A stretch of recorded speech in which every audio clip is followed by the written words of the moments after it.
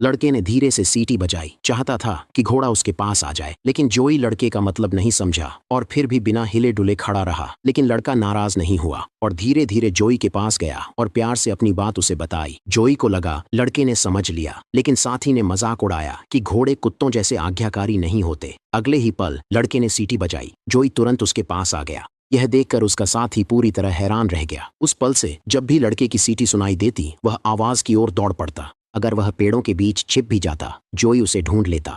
जोई की संगति में लड़का बहुत खुश था, लेकिन दुर्भाग्यवश परिवार की आर्थिक स्थिति खराब थी, इसलिए परिवार का पालन पोषण करने के लिए पिता को जोई को बेचना पड़ा। लड़का बहुत दुखी था, वह कुछ नहीं कर सकता था। सौभाग्य से जोई को खरीदने वाला अधिकारी धैर्यवान था। उसने लड़के से वादा किया कि वह जोई का ख्याल रखेगा। लड़के ने जोई से वादा किया कि वह उसे ढूंढ निकालेगा। जोई शिविर पहुंचा। एक अधिकारी ने उसे उकसाया।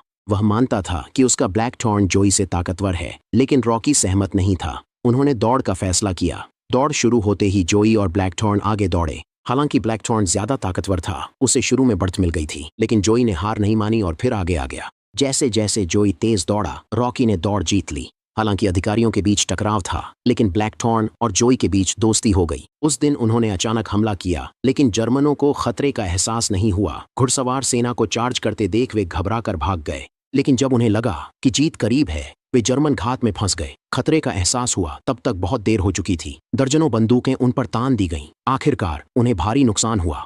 असंख्य सैनिक और घोड़े मारे गए। सौभाग्य से ब्लैकथॉर्न और जोई बच गए, लेकिन जर्मनों के पास घुड़सवार सेना नहीं थी। घोड़े अब केवल परिवहन के साधन थे।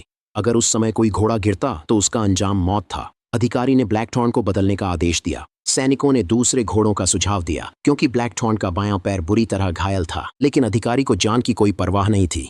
यह देखकर जोई ने खुद को छुड़ाया और ताकत दिखाई। इससे अधिकारी का ध्यान गया, लेकिन जोई, जो घायल नहीं था, तोपें खींचते खींचते लगभग गिर गया था। जोई ने ब्लैकथॉर्न को बचाया, लेकिन उसकी चोट में संक्रमण हो गया। सैनिक चाहता था कि वह आराम करे, पर अधिकारी ने उसे आगे बढ़ने को कहा। आखिरकार ब्लैकथॉर्न ने हमेशा के लिए आंखें बंद कर लीं।